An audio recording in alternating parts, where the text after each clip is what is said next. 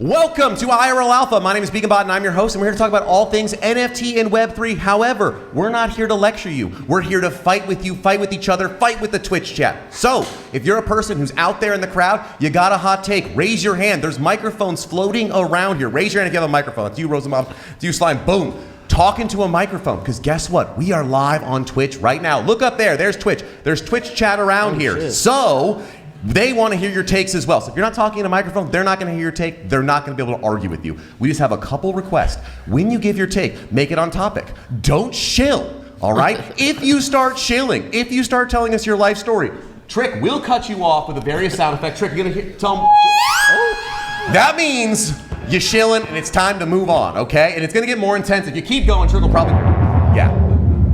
That's when we're all going to start booing. Okay, so if you're in the Twitch chat, sorry, you don't get microphones. Just type your hot takes and we're going to read them out. But now remember, anyone here can also read out the Twitch chat. If you see a good take that agrees with you, call it out. And if you're in the audience, you don't feel comfortable on the mic, you can go to twitch.tv/BeaconBot and you can type out your own hot take and we'll read it, okay? So before we get into the stack panel, if you guys didn't know, this is actually a two-person operation. It's entirely run by I just talk, I'm just loud, and everything else, the audio, the visual, the plans, the lights, the vibes, is done by our pad master Trik over here in the back. And, yeah, clap, no clap for him. There you go. Okay, thank you. And he's also the smoothest pad master in the land. Show him, Trik. Oh, shit.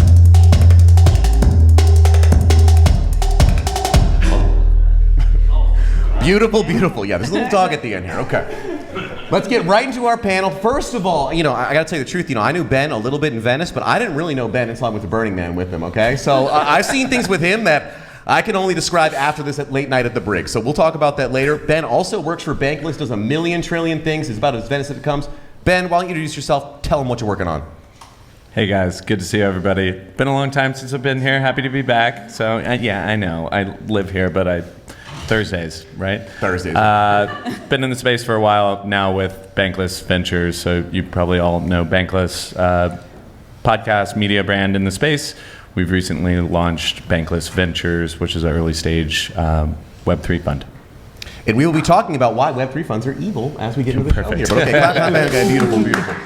First time on the show, so glad you came. Soby just got done talking to people, so yep. We have a lot to live up to right now. Soby, you do a trillion million things. I mean, I hear you on Spaces, you're investing, you're a delegate for Arbitrum. What you working on right now? I'm a contributor to the first L3 on Arbitrum for games called Zai.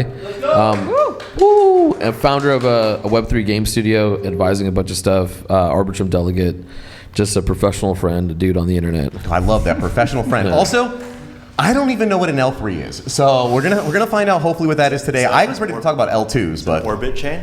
You finally. Yeah, kind of like an orbit chain, but I think that it takes a lot from going from like a testnet roll up to like a production grade roll up that like people don't really.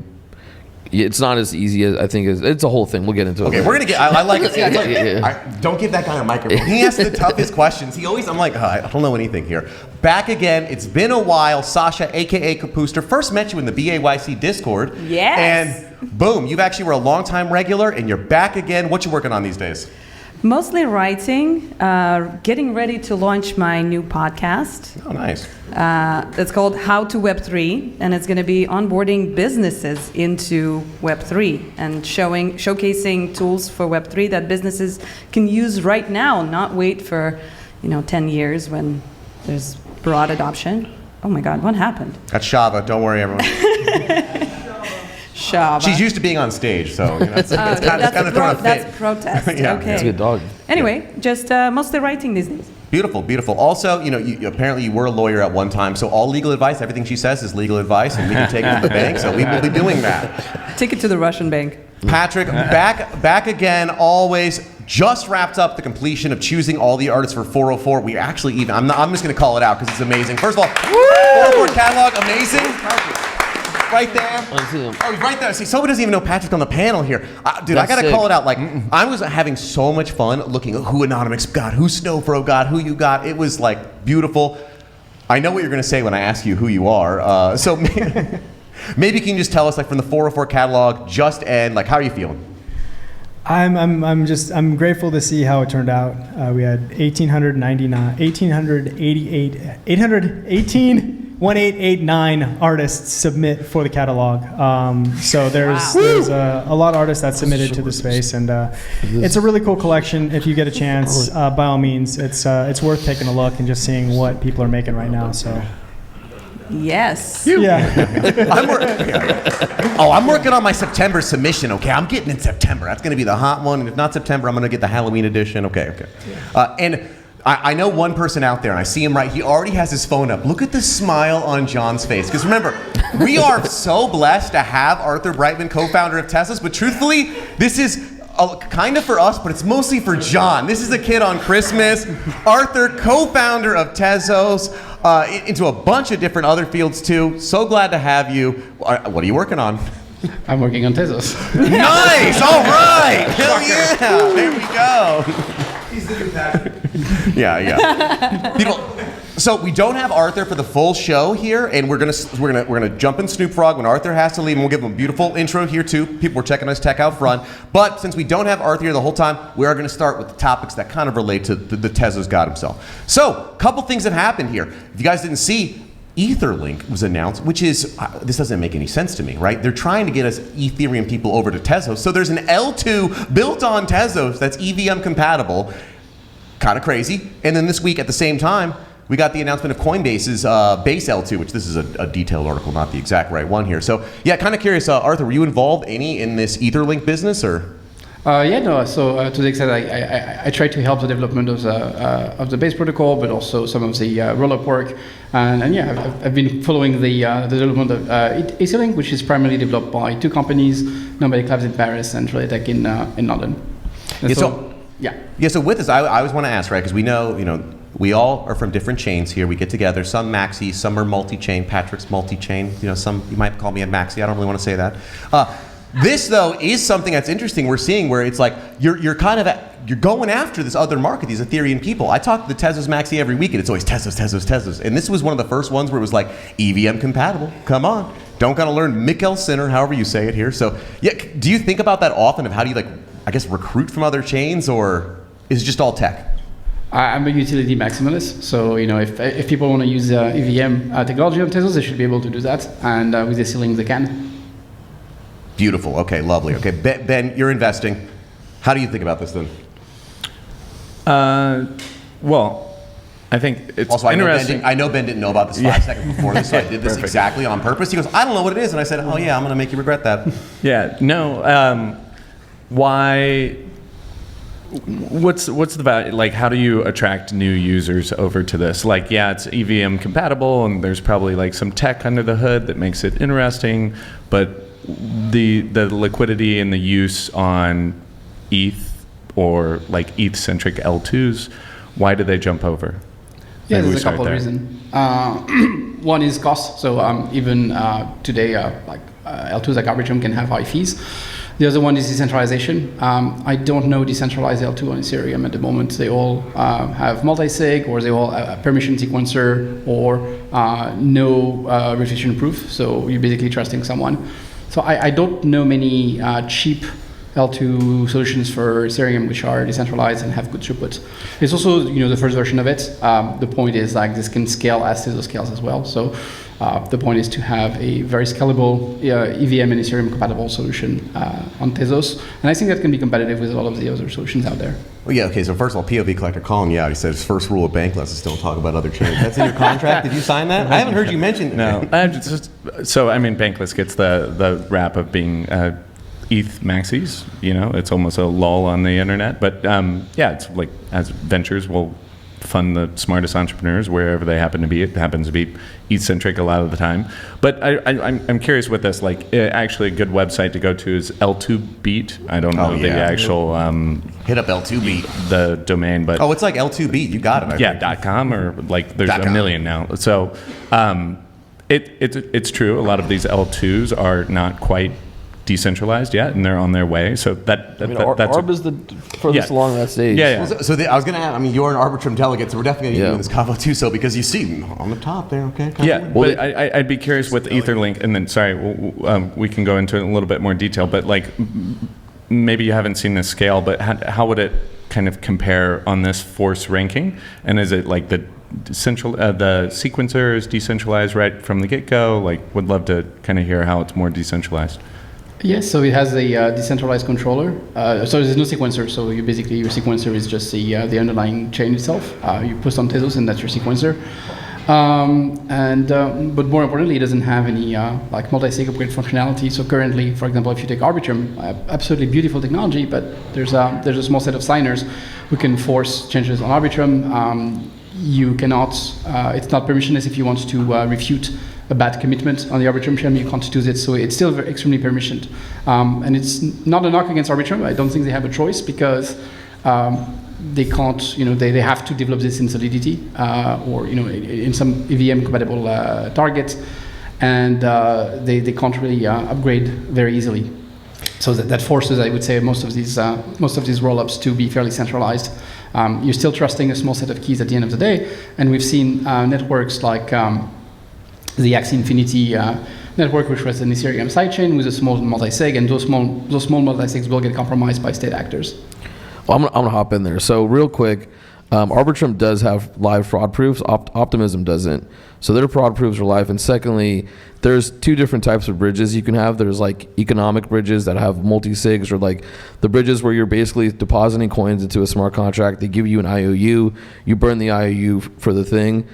With Arbitrum and Optimism, it's a proof-based one. So you can go through like Synapse or Stargate, and you can get your funds really quick. Or you can actually just use the challenge period and you can withdraw your funds 7 days, and there's actually no loss of funds. It's actually highly secure. And I also think that the decentralization of the sequencer thing is like such a meme, because the sequencer doesn't actually extract MEV, and most users are probably like, hey, you know what? I'm okay with order sequencing being like quote unquote centralized if I'm not getting MEV. And then there's like a lot of stuff around like prover builder separation, like PBS, like that's a whole other thing. But I also like, it's kind of a dickhead question, but why does Tezos need like an L2 there? It doesn't get congestion. Like the L1 doesn't really get that much congestion. I don't understand why there needs to be an L2 for like a pretty decent throughput L1. That was a beautiful compliment wrapped in a tough question. Your tech works great. Why the hell did you build that? That's a fair question, but I agree with you. I would say the decentralization of sequencers is overblown, and part of the reason Arbitrum has so much DeFi is because of the centralized sequencer. Basically, you know exactly what your transaction is going to do because you trust the Arbitrum sequencer not to extract MEV from you. But the one that's more problematic is the centralization of the fraud proof. I saw Arbitrum had an announcement today that.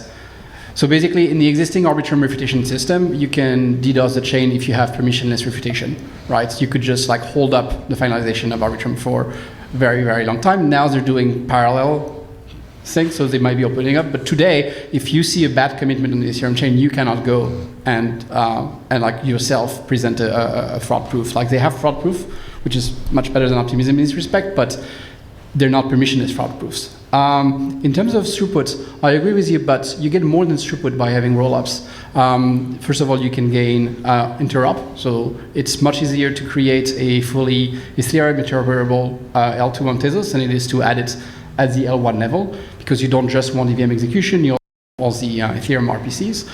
And there are use cases where there simply wouldn't be enough throughput on the Tezos L1 or on Solana or a bunch of other systems which has throughput for the use case to exist at all. So you shouldn't think of throughput as this incremental thing where you say like, well, once the block are full, we'll add a little bit, but you should think like maybe there are use cases out there who actually need hundreds of thousands of transactions per second, and they don't exist on any chain today because that's not being made available.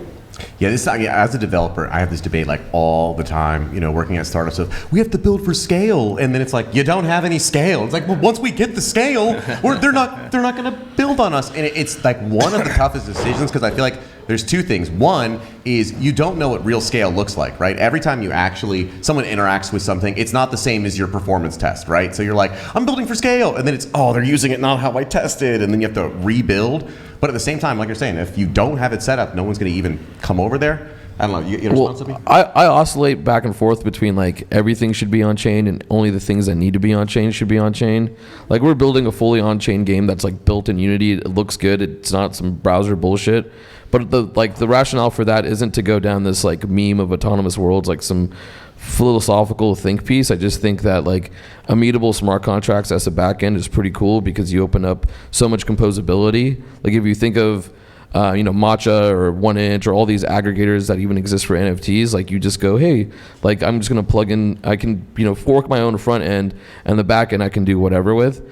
But then I think like it comes down to your trust assumptions. Like I think most the use cases we talk about that need like 100,000 TPS, like those are like social, and they could be social, whatever.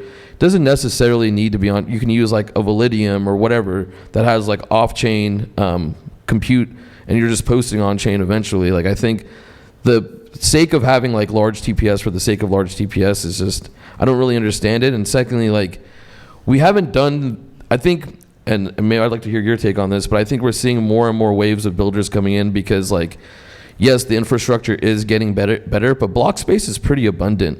And there's things like Chainlink CCIP, which is like allowing you to have interchain messaging and like connecting liquidity between things as long as it's like EVM.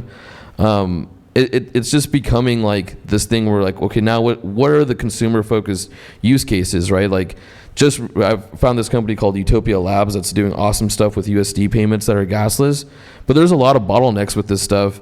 And secondly, I think like wallets are actually like understated in terms of the bottleneck. We're working really closely with a company called Third Web. They're a huge like developer or whatever. Love those guys. Like the founder made AppLovin. Atif, good friend of mine. He leads like their like a VP whatever. Blah blah blah. But we're building a game, and like MetaMask, love the consensus, whatever. But MetaMask is like the leading wallet, and until a few months ago, they didn't even have a Unity SDK.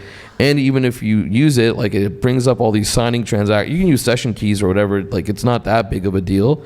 But I think it's just interesting. Like the analogy that I've heard other people use, and I kind of agree with, is that like wallets are the browser of crypto. Or Web3, whatever you want to call it. And I think there's so much work that needs to be done on that aspect that it doesn't really matter. Like if I'm going to use like an EOA wallet and you're telling me like Forecaster, right, which is like done pretty well, or Lens by Stanny from Avalanche, or excuse me, Aave, not Avalanche, but those are like decentralized social platforms. But I got invited to Forecaster a while ago, and I was like, dude, I don't want to write down like 12 words like for this social thing. I just don't. Like, you know what I mean? That's coming though, like account abstraction walls. Like everybody is moving towards that, and that will be a big one. I think it's part of like a bigger question of like apps versus infrastructure, and like that whole like you build the app first, which is a telephone, and then you build the power grid. You don't build the power grid and then start launching phones. But then like the opposite is like, well, the infrastructure has to exist like a cell phone before you, in geolocation, before you can actually like have Uber or a camera and have Snapchat and all of that. So you could see it both ways, but I think like undeniably so that there's a lot more infrastructure now. Yep. There's ample block space. Like, hey, dare I say, there needs to be applications that people love and care about and actually solve real problems and use to consume some of this block space. Totally. Don't worry, John. We're going to go to you. I know. Look, he's like, they're not talking about Tezos. And he's getting mad here. The airport came after the airplane, right? So the airport came out. That's a good point. Now, there's a couple things. It actually does relate to our other debate. And I heard people talking about ECC. They were like, okay, went to ECC. Everyone's talking about more infrastructure and no one's using it. There's less people. It's a smaller group of devs like, then we could build this. Then we'll scale it this way. And like, the apps aren't coming. But I do think that actually relates to venture capital being in the space because you all know, oh, I've got a consumer-facing app. Okay, your valuation's this much. It's a platform. Oh, add a couple zeros, And it's like, we all know platforms are the biggest companies. Like all the biggest companies right now are technically platforms. Your Google, your Facebook, your Fangs, etc. So you can get more money from a VC saying you're building a platform than building a consumer app. And if 90% of these companies are going to fail, why would I not want to have the more expensive company? You know what I'm saying? Yeah. So, what's better than a platform? A chain. Yeah. What do you mean? Like if you're building a chain and if you're getting people to fund it, like that's the best way. That's the best way to raise. Well, brand new chain. Oh, you're right. Hot new chains. You're right. But that, I feel like that's even kind of died a little bit. I feel like we're like, the new chain is. Well, actually, what am I saying? Base just came. But we got Base. Okay, that's Coinbase's new L2. It's hot. I think there's a good article. It's called the FAT Protocol Thesis, and this came out in 2018 or something. But I still think that like governs a lot of this thought that like the value will accrue at the protocol level versus the app. So as a VC or an asset allocator, you're trying to, the VC math is like 70, 80% of these things are going to fail. So the ones that hit have to do very well to make up for all the other ones that fail. And you want to go where the most value accrues. But at some point, there's enough ample block space. There's the technology is really good. The tools are there. Account abstraction wallets, that's still like a good frontier of like converting EOAs to account abstraction wallets. But to bring it back to the like Tezos thing, it's like Tezos has this chain with good throughput. It now has this EVM, but like you need to attract liquidity and users to actually like use that, right? Okay, well, I'm going to let John talk. He's posting in the chat here. He says he's got the new way. What are DAOs and why is this the next big thing then? Let's ask. Okay, Arthur, you want to tell us? He says talk about satellites and latency. That's what John says to you as a person. Latency, I can talk about. My one talking point about latency is like when you look at the latency of a chain, it might seem like a technical problem, but oftentimes it's more of a political problem. So the latency of your chain is really a function of who you want to validate. So if you try to have very low latency chains, you're going to exclude some people from participating. So as you reduce the latency, the first people you're going to exclude are people trying to use networks like Tor, and then you're going to exclude people trying to use satellite connection, and at the end you're going to exclude everyone who's not in the same data center. So like that's really how you set your latency. It's not really a function of like what can you achieve from a technical perspective, but like who do you want to take part in validation of a chain. John, microphone. John, if you want to spread the good word of Tezos, you have to talk into the mic. Check. Well, we hear you. So how is the data availability layer going to change the latency, on Tezos across, perhaps in the future? I don't think it will. Well, how is it going to can you describe the benefits that the DAL will provide Tezos as far as performance? I can talk about data availability in general, like beyond Tezos, because it's something that other chains are building. Celestia is building a big data availability layer solution for other blockchains. Of course, Ethereum is doing dank sharding, this type of things. So the idea of data availability layers is that you don't want all the validators of a chain to download all of the data because that doesn't scale very well. So it would be much better if every validator of a chain only downloaded a fraction of the data, like a little shard of the data. And that's what you get with all these solutions. So what we call the DAO in Tezos world is a data availability solution for the chain. So it's one of the two things you need for, I think, for scaling. There's many solutions to scaling have been proposed over the years. The one I like the most is basically rollups plus data availability layer, which in the Ethereum land they call sometimes the rollup centric roadmap for scaling, and it's one that actually I think works. So I asked you some technical questions, but I had some friends ask about NFTs. So I was just wondering if maybe you could briefly talk about music NFTs and art NFTs, and maybe some of the things that the people in this room can be excited about in that space. Me? Yeah. Oh, the guy with the Tezo shirt is only gonna, and look, he's got his phone up already. Jeez, there's so much beautiful stuff on Tezos. I love browsing the NFT marketplaces on Tezos, and it's amazing to see the creative community that has spun on the chain. It's hard to believe, if you're on the Bankless podcast, but we actually have users on Tezos, and they're great, and they're doing a lot of great things in the art world. On the music side, interesting stuff on DNS.xyz, which is a social platform for NFTs, which is very music-centric. I think that music is, many people have tried to do it. It's a big frontier because music is a form of art, and when people say art, most of the time they mean visual art, but music is completely an art, and it's an art that I think has probably a broader reach today than visual arts. I would say almost everyone consumes music and collects music, so I think it's a very wide application, and we haven't seen it really shine in the NFT world as much as we've seen visual art shine. So it's still, I would say, uncracked as an area, but extremely exciting one. Well, Sound XYZ just raised a nice $20 million from A16Z, so maybe we'll see more of that. This actually does kind of relate to another comment that I just hinted at right here. ZK Shark put out this nice inflammatory tweet. Excellent. VCs are the root of evil in NFTs. That's why we got Ben on the show. We didn't tell him here. Yeah, that's right. Thanks, Vegan. Yeah, that's right. We're taking Bankless down. He did send this one to me earlier. I sent him this one early, at least. Okay. What did I reply back? What did you say, actually? Too long, didn't read. Oh, yeah, he said too long. He literally said too long, didn't read. I said, you're going to regret that. Said sorry for your loss or congrats. Yeah. He said so. Yeah. Jesus Christ, yeah. So this is a pretty interesting thread here, and we got some people here who are, I think have various strong opinions. And I guess one thing is, when you are in NFTs, Web3, we always talk, it's a community. Like, we talk music. I have music fans. Maybe I'll sell my early work, and I've got these core fans that like me initially, and they'll get some outsized reward. Right when you pull in VCs, there's a person who is going to, hopefully, they want an outsized reward, and they put more money in, so they want more back. And that can corrupt, essentially, what you can provide to holders. So I think a lot of ZK's thread is, once you then pull on a VC, it's going to, no matter what, corrupt the place of the holders and what they're going to get. But we got a couple people up here who, I think anyone has taken VC before. All of my startups are VC funded, guys. I'm not doing it myself. I gotta get paid to do this. So that's for tech, that's not for NFTs. So yeah, curious if anyone's opinions here. I saw Troy already took the mic, so. I took it just in case. Just in case you just want, So I'm always curious when it comes to VCs and Web3. I think there are different types of VCs.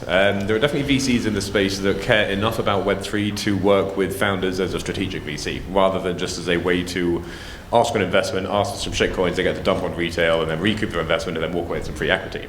I think we've definitely seen a lot of those bad VCs, but I'm definitely seeing a new emergence of better VCs that I think are actually more supportive of Web3 and decentralization. So I think it's out with the old guard and in with the new, and we'll see what happens, basically. But I've been in tech for a while. I've not done VC funding in the past 12 years of hardware R&D, and I've been fortunate with good investors. I would like to try and build product without relying on VCs, but I understand VCs scale. They give you the funds to be able to build faster and better, and that is always an important thing, bringing product to market. So yeah, I mean, it depends on the VC, would be my response. Yeah, I think it's good. Are you a cool VC? Or are you a lame VC? Okay, A16Z, they got a whole Web3 department. They put a lot of money in us. Now, was it all successful? No, maybe not. Soby, you got some thoughts? I think this is cope. Like, I like ZK too, but this is like insane cope. And the reason why I think it's cope is one, like, dude, no one knows how to fucking make money on NFTs. Like, we're all idiots. Like, obviously, like, the problem with NFTs is, like, it's stupid where if, like, I buy a digital good from you, I'm like an equity holder and you're supposed to give me a perpetual airdrop system forever. That doesn't really scale. Like, it's not the fact that VCs are evil. It's just that when you invest in a company that doesn't really know what they're doing and they're just investing to raise money, you should never raise money when you don't need it. The best time to raise money is when you need to do it, right? And I think that's like the problem is all these NFT founders just kind of like, VCs were like, oh yeah, NFTs are big. Like, let's take some risks. They gave these like doodles, right? They raised like a fucking insane round. Yuga raised $450 million in their last round. The largest seed round in history, actually, which is insane. But they had a token, right? Like, people and they also have a token, and they also raised hundreds of millions of dollars in NFT sales. Yeah, like, but you can buy Gucci with 8 How's coins. that working out for them right now? You do have to pay. I mean, there's a party in Hong Kong coming up that tickets sold out to for today. Okay. I mean, The party last week was awesome, Patrick. You missed it. And you do have to pay for your +1, of course. Well, the point I think is that, like, if you just ignore, like, Yuga is like, they kind of did the whole thing and everyone was like, damn, I'm trying to get like that piece of the Yuga thing, and they created this whole investment theme really. But I think with like Doodles, they raised at an insane rate, like 500 mil value cap. Like, even if they 3x that, that's a $1.5 billion brand, dude. Like, that's hard as fuck to do, right? And so really the VCs are the ones that are getting the short end of the stick there. They just bought equity in this thing that's going to zero out. There's more people in this room than on fucking Flow. Like, it's, you know what I mean? They take these risks, and I think, like, true. As far as like VC, harder than anyone else in the industry. It was a great idea, though. They just get equity. It's too much capital chasing too few deals, and this was an unknown space, and they indexed. So it's like, I don't know who's going to be this next build the Disney. Well, as look vegan, at loves Nets, them, right? but, like, so we're just going to invest in all of them, which means you're doing Moonbirds, you're doing Doodles, you're doing Yuga, you're doing all of them, and then one of them will hit, and you know they'll sort out the business model as they go. Well, NFT companies have not figured out a lesson that a lot of like tech startups figured out like a decade ago, which is if you do a round that's too big, you're fucked, right? If I raise too much money, the next round has to be a down round. Everyone goes, oh my God, they're getting worse. And then it doesn't even matter. It's like purely optics. And so, Bear Snake. Yeah, I first of all, I completely agree with you. I don't think VCs are evil. I also, I think the other problem is there's just a lot of young founders out there. And young founders are amazing. That's the next crop. But like, I remember when I was in like the VR hype cycle, right?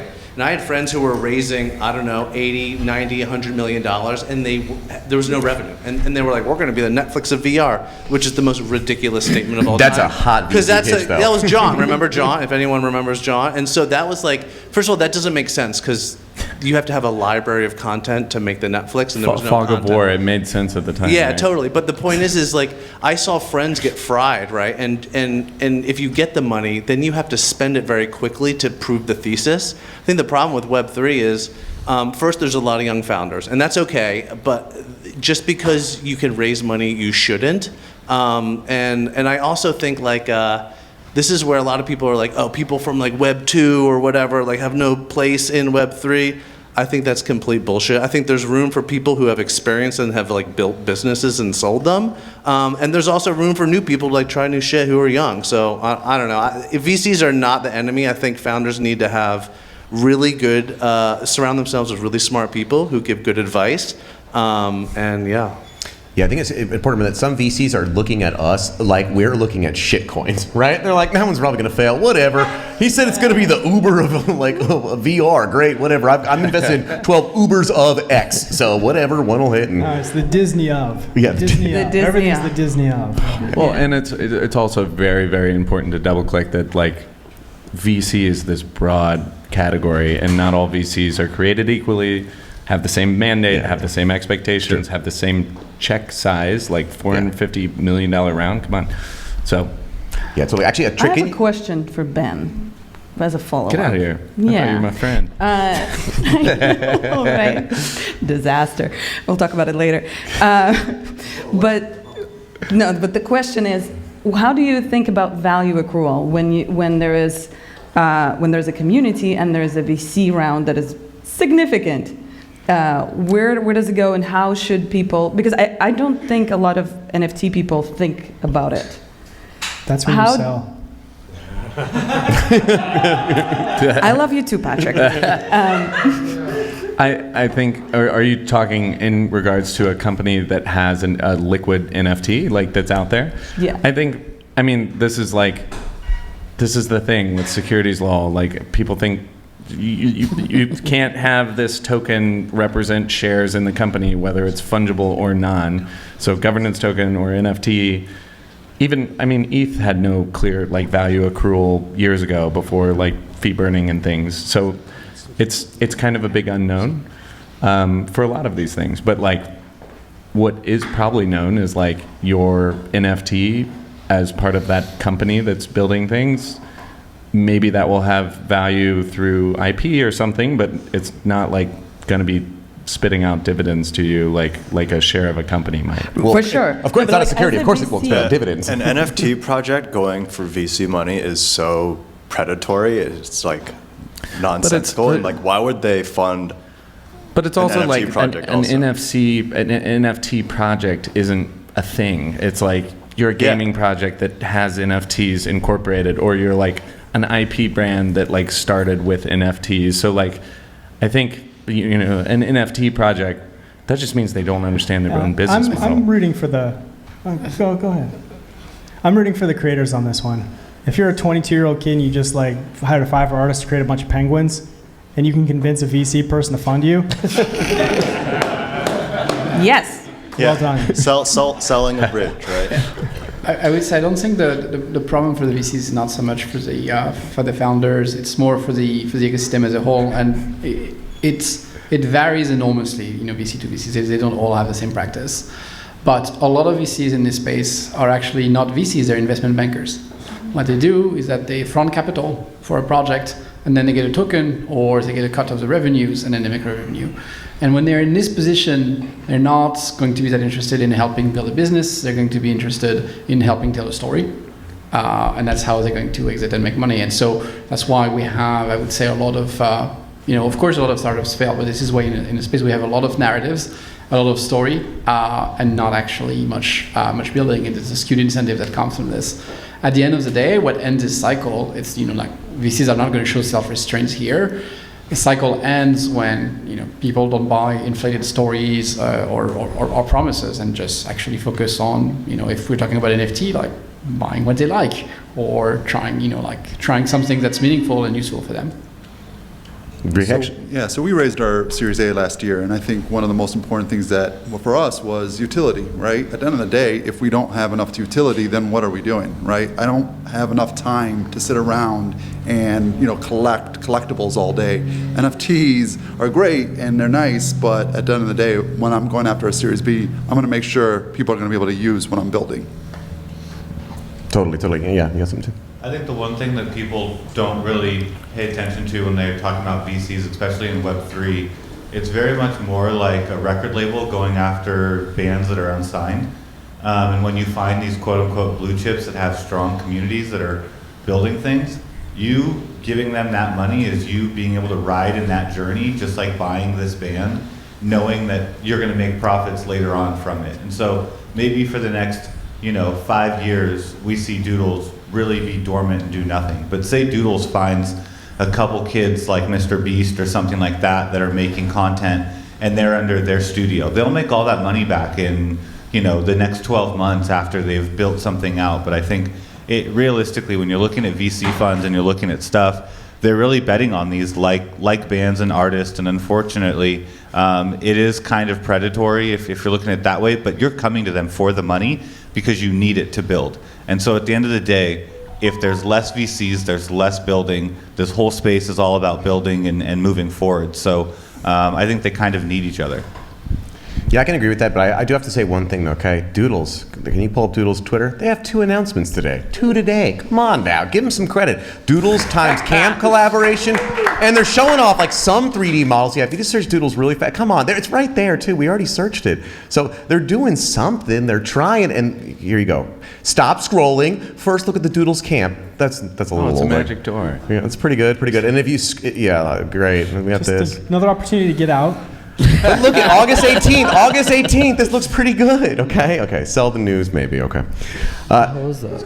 Well, so then another thing maybe on the VC topic, because it kind of does relate. There's another whole racket in this VC world. If you don't know, when things start popping up, you don't gotta be the Yuga. You don't gotta be the main company. You can be one of the auxiliary side projects, and you can just get bought by Yuga. Okay. So Yuga acquired Roar Studios, small metaverse, only formed 2021, a couple years ago, raised $7 million. They got acquired by Yuga. Already got an exit in 2 years. If I'm a programmer, if it was a good enough money, that's pretty good to me. So, I don't know.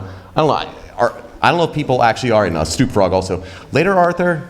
Thank you, Arthur. Real quick. Applause for Arthur. Thank you so much. Co-founding Tezos takes time. We got Snoop Frog on the panel. If you guys don't know, Snoop Frog has a project called Frogland, which I met Snoop Frog in a Bored Ape Discord at probably 1 a.m. a year and a half ago. We talked about, I don't know, like VR, AR stuff for hours. All sorts of stuff. I remember the conversation fondly. Yeah, and then I ended up, I still got my Frogland. So good man. Thank you very much. Beautiful. Yeah. So keeping the convo going, I guess, related to the VC thing. It's like, how do we feel about major acquisitions like this? Does this make people actually bullish on Yuga more? I mean, I'd like to know how much they paid from, in all honesty. Of course you're not going to tell us that, okay? We know they raised $7 million. It says they redefine media in the metaverse. The only thing is, as I pulled this Tyler thread up, everyone's like, what are you talking about? We've never heard of them. How did they redefine media? But they're like Facebook, and they need their Instagram. Their core product is just absolutely vaporous. And I think they're just kind of gambling. They have a little bit of money left. They're trying to find something to actually turn into something real. I mean, I think the play on this is that Roar actually turns into something as opposed to Yuga turning into something. I got something to show you later. Well, I wouldn't say that. Okay, but Yuga's got some money in the bank. Okay, they got some runway. All right. So I mean, the question is that I don't know. Is more acquisitions the move, or is it not? Yeah. What you got, Fade? Yeah, I think acquiring Yuga is, at least to me, a sign of them reaching like some type of uncharted territory for them, at least, where they can decide, or they're saying like, oh, hey, we don't know enough about this subject. We need like experts in this. And so I think an acquisition is for me, at least a positive and, a good move. Yeah, so this is what they've built before. Or it's a bad move because they just admitted we don't know what we're doing. So we got to hire some people to. Humility is not a bad move. No, but their front-facing project that started the fluke of 2021 for everybody, where they thought they were a great trader, they forgot about that project. Yes, like people made money from the apes, and thank you. Like, yeah, that was great. They've spread so thin. They're doing everything else, gaming, and then they're an event thing, But your front-facing thing, people hate them mostly. And a lot of that is the RR, the court case and other thing. Like, that's why I took my ape down from my IMDb front, because I was proud of it. Just like I wanted the studios to go, you hired me and you have to look at my ape. It was a fun thing to do. It was like a kick up the backside, right? Now, and then Troy wasn't on any television for a year, yeah. And now he's on Barry. That's not true. That's not true. It's very anti. No, but they forgot about that. I don't think you forget about that. Like, you don't forget about Mickey, right? Mickey Mouse. You do other movies, but Mickey, I have 4 Mickey Mouse watches. Like, you never forget about Mickey. Jesus Christ, how rich are you? So anyway, that's my point. I think if they don't forget about them, it's just too dissipated. Yeah, so Web 3.0, brought up a good point, said, let's not forget a lot of handshake deals with well-connected people starting project. It's about who you know when you're acquired. A lot of acquisitions are acqui-hires. I've been acqui-hired before. They literally don't care about the product. They go, cool, you're working on this now. And I'm like, I thought you guys want, they go, no, we don't care about that. Code that, now that product's dead. So that definitely happens here. And there should be more of this in the space, right? Yeah. Like these guys raised $7 million not that long ago, so presumably they still had some runway left. But like, there's going to be a lot of these projects that are low on funds that have some cool IP. Maybe they have a great team member, and it's more of an acqui-hire. But like, there's a lot of value up there around, and if you have the capital and you have the intent, like, yeah, hoover them up. Yeah, $7 million isn't actually. Well, they weren't acquired for $7 million. They raised $7 million, so I don't know how much they got acquired for. It could have been. Yeah, and who knows what the price they paid, right? Yeah, 4. Yeah, it could have been. I'll tell you what, I've been in one of those companies before where we sold for less, and guess what? I was fucking thankful. I got a little bit of money out before we fucking went to zero. So any acquisition is good if the company is about to die because of COVID. To move on, actually, to one more thing. We got Patrick here. Every single week, Patrick causes fights on the internet. Every week. There hasn't been a week yet. And this one, man, you're kind of getting back and forth with some people here. So you put out this tweet, says, I'm not going to be including any physical components with NFTs for the foreseeable future. I believe, while desirable, it's making the value concept of digitized token art less clear to many. So you pretty much just shit on everyone who's doing, there's a physical match to my digital. And I did see some fights in here. So yeah, first, why'd you first tweet this, and then we can jump in. Firstly, I wish you could just voice all my tweets. Oh, I'll read them all. I'll start a service for that. Okay, I like that. There's an AI plugin for that. Yeah, I don't know. It's winter. I know it's hard, but it's been frustrating to see everybody throwing in physical work with art as if like they need to sweeten the pot anymore, right? It's just like it just is. If there's a one-off thing where maybe physical makes sense, cool, do that. But just kind of the broad and mass thing you're seeing of just people including physical work with NFTs and calling it hybridization or whatever, I feel like just devalues. We've put so much effort into like making people see value in a pixel. It's been incredibly hard as digital artists to get people to come around to buying digital work, to now, as soon as it gets a little bad for 6 months during the winter, people throwing in physicals, like physicals is the thing to buy. It felt like it's taken a step backwards. So I don't know. I just wanted to say that because, one-off doesn't make a big deal, but if every artist all of a sudden is saying, hey, my digital work doesn't stand alone, it needs the physical, I feel like it just sends the wrong message, and it's probably going to set us back as a space and as a digital art movement. So yeah, it does make me always feel a little like, I don't know, it's like cheap where it's like, buy the NFT and we'll throw in 2 prints or something like that. You can see that. You can see the physical artists hop on this page. Oh yeah, they're mad. We're going to go Rosemont, we're going to go 1980 in a second. If it's some kind of shtick just to, make it more alluring, to your point, I get it. But, the displays these days just really aren't up to par with what they should be to display the artwork. So if you buy a Fidenza for a couple $100,000, putting it on a TV is not the best way to display it. So I know a lot of the high-level buyers that are buying these kind of pieces, they're only going to buy it if they can get the physical with it, because that's the best way to display it. So I'm sure it's not exactly what you're talking about, but I still think there's a place for the high-end fine art if it's a static piece. And I absolutely hate it, and that's why we fight. And so, I mean, I'm curious, when you talk about physicals, are you seeing this as an add-on, as another reason for someone to be able to buy it? So it is literally just an upsell. Oh, yeah, my NFT now has a physical, so come and buy it because of that. Exactly. Yeah. That's the wrong way. I think when this space started, we've got to remember the very early sort of mid-2020, early 2021, when NFTs started to get popular. It wasn't Yuga, it wasn't Metaverse, it wasn't PFPs that did this. It was artists discovering a new medium that was surrounded with friction that they managed to overcome to create things that no one had seen before. And that, to me, was what attracted me to the NFT space initially, and now to the ordinal space. Because coming from Silicon Valley of 10 years of emerging technology, you generally always have this cat and mouse issue where content is king, and you don't have good content with new technology. And my wife is an artist, and I watched as she started to get sucked into this world on Clubhouse and start to make money selling digital assets. And I found it absolutely fascinating, because the more I listened into these spaces, the more I began to realize that what we're seeing was an inflow of emerging digital artists understanding this complex technology, Ethereum, to be able to create things no one had seen before. And that creativity suddenly brought in audiences, and that audiences suddenly started to spend money. And then when the money started to get spent, it started to get the attention of Web 2. And it was the attention of Web 2 that opened up the Web 2 marketing dollars, that gave Web 3 the infinite liquidity that it could potentially have.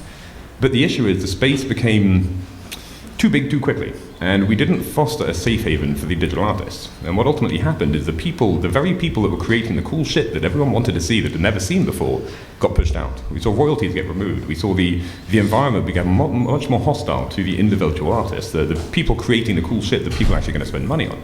And then they left. They had to get a day job. They had to pay the bills. And once they left, the music's over, the party stopped, and we're all left holding bags wondering what happened. And it was such a shame to see something so beautiful like NFTs devolve into this cannibalized state where now it's the only people who can make money are the ones that really know how to extract liquidity.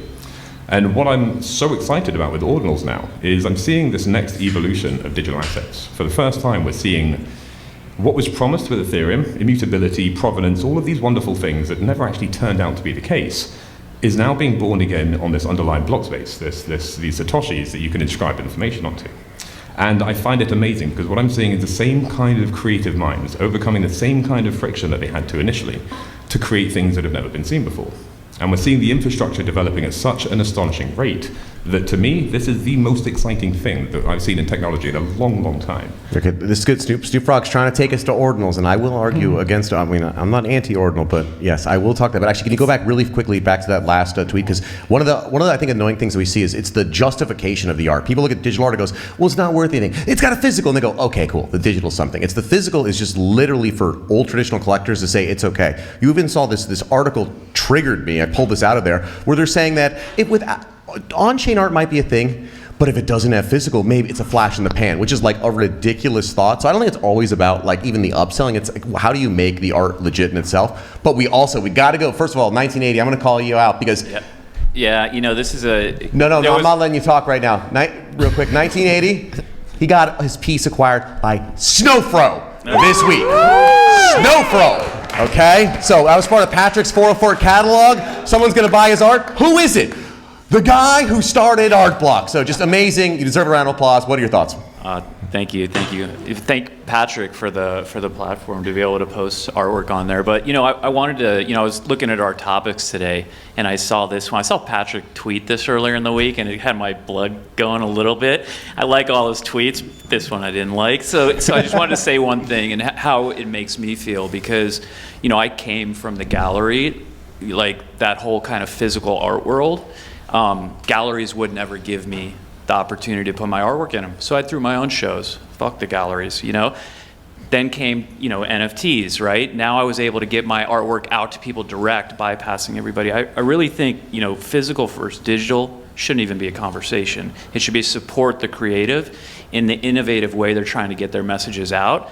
Now, look, we got Web3. We exploit everything possible, and so that's what it is, right? So I actually do back what Patrick, how he explained it here.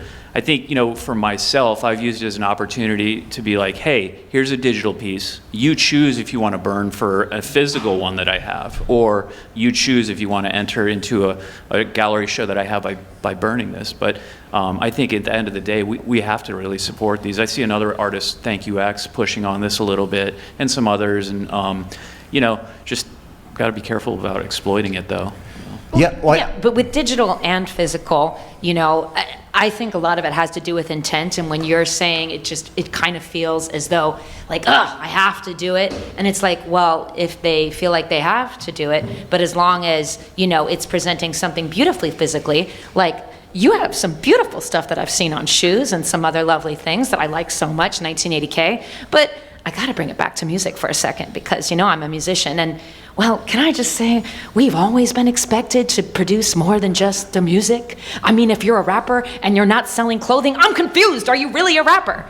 I mean, we've always been expected to do live performance, merchandise, and so we're probably expected to continue to produce more creative things now. But as long as it's something that, makes sense and it's a good product and it makes the art more beautiful and it makes it more accessible and always giving users more choices, just to access your art in a way that's beautiful to them, I don't see that as a bad thing. I see it as a good thing. Yeah, I mean, that definitely is how music works, but that's also because of like how fucked up the record industry is you can't make money off of the songs you write because you make so little money off streaming. So it's like, we have to do all this extra work. You should have to do all this extra work. And it's like, I love the world where a musician doesn't have to be like, okay, I've written an amazing song from my heart, but I don't have any merch ideas, right? That's like not what I want from people. And so I don't know if you want to keep pushing that, but we are seeing some push. Also, there's no way to confuse a piece of apparel with the music. And which one is the main thing, kind of, most of the time.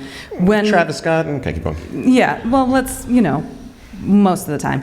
But with this conversation, when there's a physical piece of art and there's a digital piece of art, then there is a conversation, which one is the original?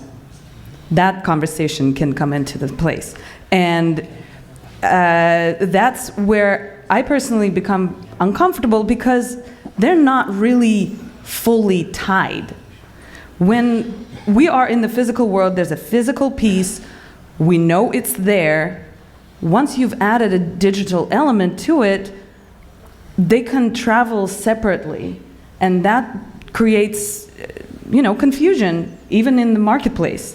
So I'm all for supporting artists and freedom of expression, and I feel that there should be a way for that to exist. And I think part of it is just evolving of the space and all of us growing together and the society wrapping its mind around this new concept and that connection and how it is supposed to work.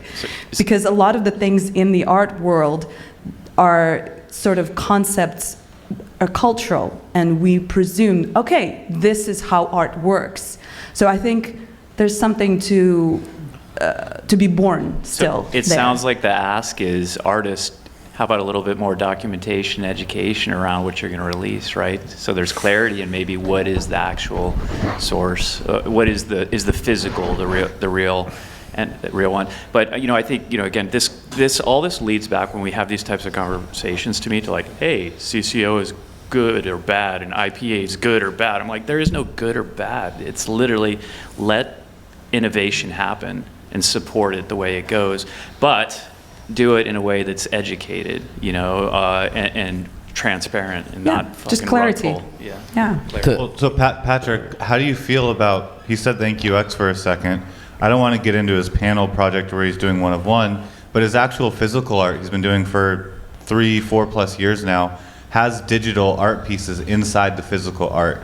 My whole thing is, I think this will be documented not for us to talk about, but for generations later to go look at what they experimented back in the day, look at what kind of happened, and they were still trying to push this physical thing. I wish I had one of these physicals because everything's digital now. Just would love your take on him trying to kind of at least add digital in physical. Which he also was fighting with you in the comments, so if you could pull that up real fast too. No, I don't know. I'm a bit of a masochist. I like making nuanced points on Twitter and just seeing what conversation erupts out of it. Look, I feel like, kind of to what 1980 was saying, So much of this comes down to like artist intent and having an intelligent reason for doing something. And, you know, ideally in a world 5 years from now, we'll actually be talking about it. So yeah, so for something like the piece where, you know, he cut up the physical piece and sent it to people. Like, there's a lot of stuff that makes sense. We are in a hybrid world right now. We are transitioning into digital in a lot of ways. So there's a lot of work that does make sense as physical and digital, right? So a lot of that fits very nicely into the era that we live in. Do artists, like, I guess the point's more around artists feeling the need to include physical work with digital work in order to justify the value of digital work. And on a one-off basis, if you have a good reason for doing that, you have a good story, by all means do it. But if you're just including physical work like a print or a book or something because you feel, hey, if I don't do this, I won't be able to sell the digital work, in mass, if enough people do it, ultimately just kind of it signals to the rest of the world that the digital art just doesn't hold up on its own. And you can see how that would be very damaging for an art movement. Because, you know, nothing that we're doing here is you know, kind of granted. We could end up with like an art movement where there's 5 people that get remembered as that weird little period where we made art around a blockchain. Or it could end up being this kind of transformative, inclusive movement where we have thousands of artists around the world able to make a living with art because this is what the technology enables. Neither one of those is certain, but I feel like there's different actions we can take as a community that push us one way or the other. But it's a, you know, a community of individuals. Everyone makes their own choice. So we could end up one of the other ways. I think that everyone feeling the need to include physicals with their digital work to justify value is one of those that ends up making this space much smaller in the end if that is adopted en masse. Don't you all love Patrick? Totally. I was just talking about, so he drills in his physical work in the right corner. He'll drill like a box and then put a digital piece inside of that. He'll put an infinite object in it. Yeah. Which is cool. And what it's kind of doing, I think, is making physical artists think about adding digital into their work. And so in a sense, if you are sort of bridging these artists that were always anti-NFTs to now adding digital pieces in their physical, maybe that's something. So I love it. That sounds creative. I love it. I think the one thing I really hate when people try to put physical and NFT together is they don't travel well. You can't have an NFT attached to a physical in any real way. And don't tell me about like 390cc and like NFC chips. Like, it doesn't work. Okay? So I don't know. If you want an NFT associated with the physical, I'd say mint it in your artist wall and keep it there. And then you have provenance on chain for the physical piece. So the physical piece can travel, and you're not relying on 3 buyers down the road expecting them to know how to use blockchain to get the NFT and keep it. Like, don't put the onus of like keeping these together on the random buyers down the road. It doesn't feel sustainable, and you're gonna end up with fragmented pieces, unless that's your objective, but it's probably not. So a couple things. First of all, Patrick, of course, makes this 90C point when Aventuring's not on the panel. He's been on the panel often, and it's this time, okay, so we're gonna reschedule that. This is really a great point. I think let NFTs be cool. Let NFTs do what they do best. And let physical be cool. Let it do what it does best. Don't try and conflate the two. It runs into problems. And that's where you get these people trying to make promises they can't deliver on. And like, you know, yeah, that's my point. Yeah, so Monster Mike's saying he's like, he likes the separation. People want things to be separated. You don't want to keep things together. And also, if you look at traditional art, I have a certificate of authenticity, got a Rolex, I got my watch and papers. They can get separated, and they can get scammed in there too. Bear Snake, you got something? Hey, yeah. First of all, I completely agree. I mean, no one should do physical just to feel like they have to prove they have value in the real world. But I mean, something that was interesting. I was in New York 2 weeks ago, and I went to this talk. And I'm not this cultured. My mom dragged me to this thing. But I was telling Patrick about. We went to this talk about with like a panel of architects who design museums for a living. This is what they do.